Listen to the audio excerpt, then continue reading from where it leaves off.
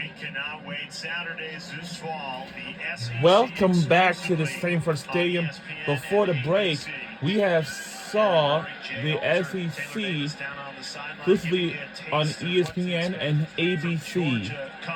Oh! Terrific defensive plays.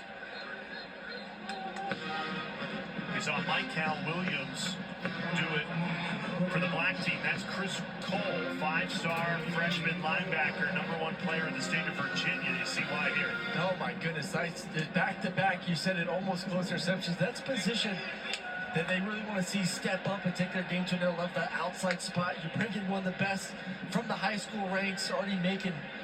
That's a name for him, right? With that play here this afternoon. Yeah, that's one to watch. Linebacker from Salem, Virginia. 6'3", 225. And you come in with that 5-star next to your name.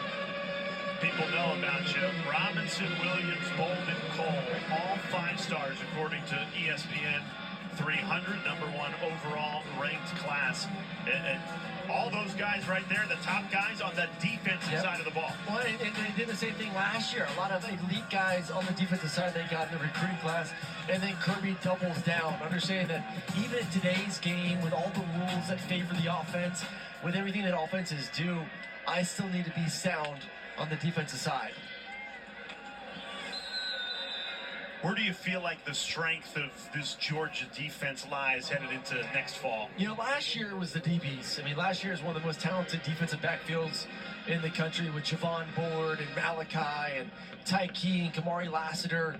You lose 3 of those, and now you got to replace them. So the DBs are TBD. You know, you want to see what some of these young guys look like. I think they're very talented, but I would say in the interior, Warren Brinton flashed a lot for me last year. I think Nazir Stackhouse is an absolute stud in the interior as well. So between those two, some of the depth at D-tackle, and then the inside linebackers, those guys in their second season, kind of right in the heart of that defense is where you feel really good if you're a Bulldog. And they feel good enough about what they have on their defensive line coming back that we started to get into it. In his junior season, they're going to stand Michael Williams up more, bring him off the edge. And we spoke with him yesterday. Was it your decision? Was it coach's decision? He said a little bit of both and just kind of see how it goes. Well, this spring, the transition's been perfect. You saw him make an impact play, picking off back on the previous possession.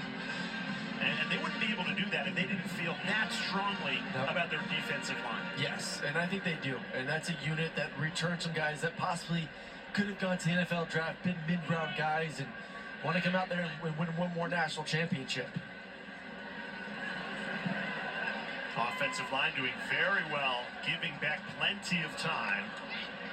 That is incomplete. Oscar Delp, the tight end, was the target. And Dan Jackson, who I think is in his 6th or 7th season wearing the G on the helmet. But you talk about leadership from Malachi Starks. Number 17 is a guy that's been kind of up and down with some injuries through his career, but an incredible leader in the locker room. Really great on that side of the football, just mentoring a lot of the young elite talent. And then, hey, when plays are to be made, Dan Jackson seems to be making plays, including a national championship pivotal block against Alabama a few years ago. And Jackson's first season, 2019, so one of the veterans on this 2024 Georgia team. Flag comes in after the Robinson run.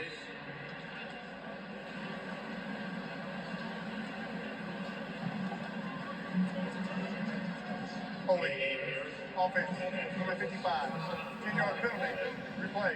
Second down. Well, that's a position that, you know, we talked to Corsi yesterday about, you're getting a new center. You know, you lose your center in the NFL. Jared Wilson comes in, and we kind of highlighted it a little bit earlier, but a guy that is faster than some of the DBs on this roster, getting up to 20+ miles per hour in practice, can get to the We're in the level. SEC conference. Needs to continue to work on maybe coming up the next 3.5 months, one of the best centers in our Georgia history. team will face against Clemson on the season opener at Mercedes-Benz Stadium in Atlanta, Georgia. Cedric Van Pran, easier said than done. Beck slings it right on the money. A dart Colby Young, the transfer from Miami, brings it in. Not only was that an absolute missile on a dagger route, which is a very difficult throw, but Colby Young, I want to see his ability to kind of, with someone draping on him, turn, body control, high point the ball going backwards. That's what you love. That 6'3", 6'4" receiver. That is just a big frame over the middle of the field that, hey man, I'm just going to rip it. I'm going to throw it over a linebacker's head and trust that my big receiver is going to make a play for me.